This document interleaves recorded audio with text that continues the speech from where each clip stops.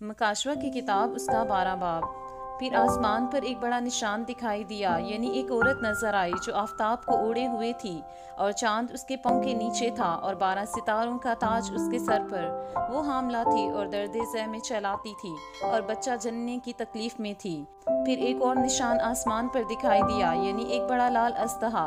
उसके 7 सर और 10 सींग थे और उसके सरों पर 7 ताज, और उसकी दुम ने आसमान के तहाई सितारे खींचकर जमीन पर डाल दिए।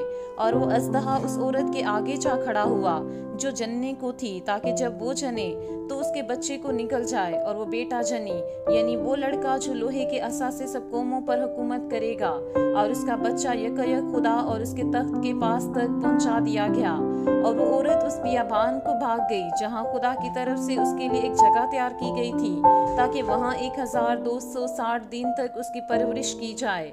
फिर आसमान पर लड़ाई हुई।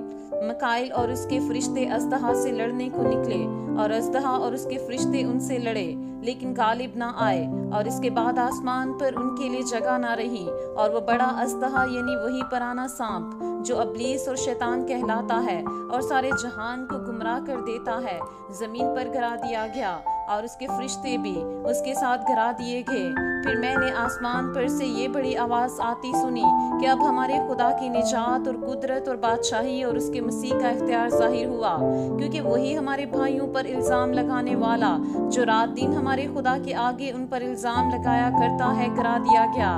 और वह बरा के खून और अपनी गवाही के कलाम के बायस उस पर गालिब आए और उन्होंने अपनी जान को अजीज ना समझा, यहाँ तक कि मौत भी गवारा की। बस है आसमानों और उनके रहने वालों, खुशी मनाओ, ए खुशकी और तरी तुम पर अफसोस, क्योंकि अबलीस बड़े कहर में तुम्हारे पास उतर कर आया है, इसलिए कि जानता है कि मेरा थोड़ा ही सा वक्त बाकी है। और जब अजदहा ने देखा कि मैं जमीन पर गिरा दिया गया हूँ, तो उस औरत को सताया जो बेटा जनी थी, और उस औरत को बड़े अकाब के 2 पर दिए गए, ताकि सांप के सामने से उड़कर बियाबान में अपनी उस जगह पहुंच जाए जहां एक जमाना और जमानों और आधे जमाना तक उसकी परवरिश की जाएगी।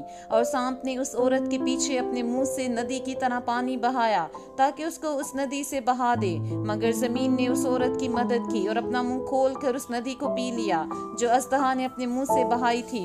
और अजदहा को औरत पर गुस्सा आया और उसकी बाकी औलाद से जो खुदा के हुक्मों पर अमल करती है और यीशु की गवाही देने पर कायम है, लड़ने को गया।